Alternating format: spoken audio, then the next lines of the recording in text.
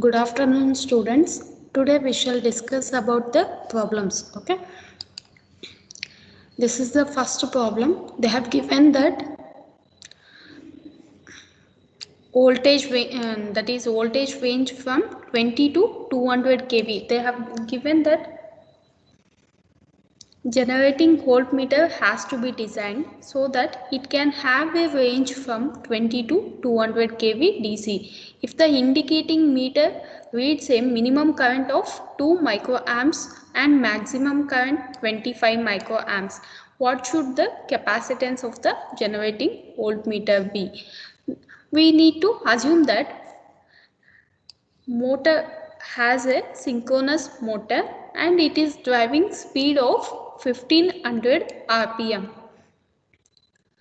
IRMS is equal to V into Cm divided by square root of 2 into omega. Omega is equal to 2 pi n divided by 60. V is a applied voltage and Cm is a capacitance of the meter and omega is equal to angular speed of the drive. Substituting that IRMS, they have given that 2 into 10 to the power minus 6. Okay, they have given that 2 into 10 to the power of minus 6, 2 microamps is equal to V. They have given, first we need to substitute 20. Okay, 20 kV into Cm. We don't know the value of Cm. We need to find out square root of 2 into omega 2 pi n divided by 60. N we are considering that 1500 rpm. Okay, if we substitute from this equation, we can find that Cm is equal to what we will get. Cm is equal to 0.9 picofarad. At 200 kV, IRMS is equal to 200 into 10 to the power of 3 into 0.9 picofarad into 1500 into 2 pi divided by square root of 2 into 60. You will get 20.0, that is 20 microamps. That is what IRMS when 200 kV. Okay. The capacitance of the meter should be 0.9 picofarad. The meter will indicate 20 kV at a current of 2 microamps and 200 kV at a current of 20 microamps. Next problem, design a peak reading voltmeter along with a suitable microammeter such that it will be able to read voltages up to 100 kV. The capacitor potential divider available is the ratio that is 1000:1. We shall consider that microammeter have the range is 0 to 10 microamps. The available voltage, that is the voltage available at the C2 arm. Okay, the C2 arm is 100 into 10 to the power of 3 divided by into 1 divided by 1000, because they have given the ratio is 1000:1 and they have given the voltage is 100 kV peak. Okay, if we solve this, you will get these two get cancelled. So 100 voltage peak. Next, the resistance, series resistance are in series with the microammeter. So V divided by I. 100 voltage, that is 100 voltage peak. We have considered that 10 microamps, 10 into 10 to the power of minus 6, you will get 10 to the power of 7 ohm. CSR is equal to 1 to 10s. Okay, taking that higher value, CS is equal to 10 divided by 10 to the power of 7. What you will get? 1 microfarad. So the value of CS and R are 1 microfarad and 10 to the power of 7. Okay. Next, calculate the correction factor for atmospheric conditions. If the laboratory temperature is 37 degrees Celsius, atmospheric pressure is 750 mmHg and the wet bulb temperature is 27 degrees Celsius. We need to find out what B. B is equal to P divided by 760, 293 divided by 273 plus T. This is 293. Okay. 750 divided by 760, 293, 273 plus 37, you'll get 310. So D value you'll get 0.9327. This is the correction factor. Okay, air density factor or correction factor. Next, a resistance divider of 1400 kV has a high voltage arm of 16 kilo ohms and low voltage arm is 16 numbers. Okay, this is 16 numbers of 250 ohms 2 watt resistors in parallel. The divider is connected to a CRO through a cable of surge impedance of 75 ohm and it is terminated at the other end through 75 ohm resistor. We need to calculate the exact divide ratio. Okay, HV arm resistance, they have given that R1 is 1600 ohm. Okay, or 16 kilo ohm. Next R2, they have given their 250 divided by 16. Okay, R2 dash, they have given that 75 ohm. Hence divider ratio is, that is alpha, or you can say A is equal to 1 plus R1 divided by R2 plus R1 divided by R2 dash. If you substitute, you will get the 1238 is to 38.3. Next, HV arm of an RC divider has a 15 numbers of 120 ohm resistors with a 20 picofarad capacitors to ground from each of the junction points. Okay, 15 number of 120 ohms resistors with a 20 picofarad capacitors to a ground from each of the junction points, and the LV arm resistance is 5 ohms. We need to find out what? We need to find out the capacitance needed in the LV arm for what? For correct compensation. Okay, for correct compensation we need the capacitance value. Okay, ground capacitance per unit, that is CG. CG they have given 20 picofarad. Effective ground capacitance CE is equal to 2 by 3 into CG. CG is 2 by 3, they have given the CG value 20 picofarad, but here 15 numbers, so 15 into 20, you will get the value, that is 200 picofarad. The capacitance is to be is assumed to be between the center tap of the HV arm and the ground. R1 divided by 2. Okay, R1 divided by 2. 15 into 120 divided by 2, because there is a value of 120 is resistance value is 120, but numbers is 15 numbers of 120 ohm resistors. So 15 into 120 divided by 2, you will get 900 ohms. R2 is equal to, they have given the 5 ohms. Okay, the effective time constant of the divider, R1 divided by 2, 2 divided by 3 into CG, that is R1 CE divided by 2. Okay,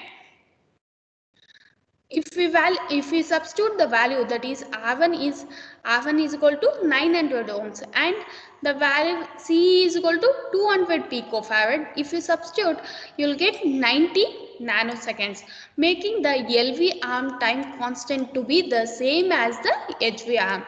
The capacitance required, why we required capacitance value for compensation. Okay, R2 C2 is equal to what we got, 90 nanoseconds. Okay, what we got, the value R2 C2 is equal to 90 nanoseconds. That is C2 is equal to what? C2 is equal to 90 divided by R2 value is 5. Okay, so if you solve that, you will get 18 into 10 to the power of minus 9 farad. Next problem, coaxial shunt is to be designed to measure an impulse current of 50 kV 50 kiloamps if the bandwidth of the shunt is to be at least 10 megahertz and if the voltage drop across the shunt should not exceed 50 voltage. Find the ohmic value of the shunt and its dimension. They have given that R is equal to what? R is equal to 50 divided by 50 into 10 to the power of 3. Okay, this you will get 1 mega ohm. Okay, 50 voltage and 50 amps. Okay, R is equal to V by I. Okay, you will get 1 milli ohm. B is equal to what? B is equal to 1.46 into R divided by L naught. That value is 10 megahertz they have given. L naught is equal to 1 divided by 4.6 into R divided by B. B in value they have given that 10 megahertz. So substitute, you will get the value L naught, that is 1.46 into 10 to the power of minus 10 or 0.146 nano Henry. Okay, that is what inductance they have given. They have said that the thickness of the cylindrical resistive tube is taken from the consideration of the bandwidth B is equal to 1.464 divided by mu d square. R is the resistivity of the material and mu is equal to mu naught is equal to 4 pi into 10 to the power of minus 7 Nv per meter. T is the thickness of the tube in meters. R is the radius of the resistive tube. L is the length of the resistive tube. D is the thickness of the resistive tube. And rho is the resistivity of the tube material. D is equal to what? 1.464 divided by mu d square. Mu is equal to what? Mu naught mu r. So if you mu r value is 1, so you'll get mu naught. B is equal to 10 to the power of 7 hertz. Okay. B is equal to what? 10 to the power of 7 hertz. Okay. B is equal to this 10 into 10 to the power of 6. They have taken as 10 to the power of 7, or you can write 10 megahertz. Okay. Rho is equal to 30 into 10 to the power of minus 8 ohm meter, and mu naught is equal to 4 pi into 10 to the power of minus 7. This we need to find out D. Okay. We need to find out what? D, thickness of the tube in meters. Okay. D is equal to square root of 1.464 divided by mu B. If you substitute all the values, then you'll get 0.1877 millimeter. Next, length of the length be taken as 10 centimeter or 10 to the power of minus 1. Okay, we shall consider that L is equal to what? 10 centimeter or 10 to the power of minus 1. Okay. So R is equal to rho L divided by A is equal to rho L divided by 2 pi R into D. So you'll get 1 milli ohm. Okay, R is equal. We know the value of R, so we can find out this value. Okay, small r, that is radius, rho L divided by 2 pi R into D. So if you substitute all the values, then you'll get 25.5 into 10 to the power of minus 3 or 25.5 millimeter. Okay. This is what the radius. Next, Rogowski coil is to be designed to measure impulse currents of 10 kiloamps having a rate of change of current of, that is 10 to the power of 11 amps per second. The current is varied by TVM as a potential drop across the integrating circuit connected to the secondary. Estimate the value of mutual inductance, resistance and capacitance to be connected if the meter reading is to be 10 volts. For full scale deflection, Vm of t is equal to m divided by Cr into I of t for 1 divided by Cr less than omega. Taking the peak values, that is m divided by Cr is equal to Vm of t divided by I of t.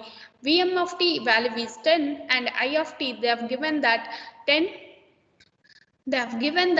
kilo amps, that can be written as 10 to the power 4. So you will get m divided by Cr is equal to 10 to the power of minus 3. So the time interval of the change of the current, assuming sinusoidal variation, is 10 to the power 4 divided by 10 to the power of 11. You will get 10 to the power of minus 7 seconds is equal to 1 divided by 4 of a cycle. Okay.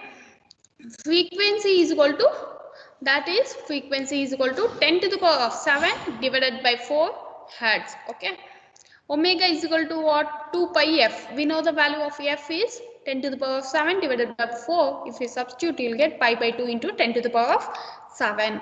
Taking 1 by Cr is equal to omega divided by 10 pi is equal to 10 to the power of 6 divided by 2. Cr is equal to 2 divided by 10 to the power of 6. You'll get m is equal to what? M is equal to 10 to the power of minus 3 into Cr. This is a standard. Okay. 10 to the power of minus 3 into Cr value is 2 divided by 10 to the power of minus 6. So you will get 2 into 10 to the power of minus 9 or 2 nano NV.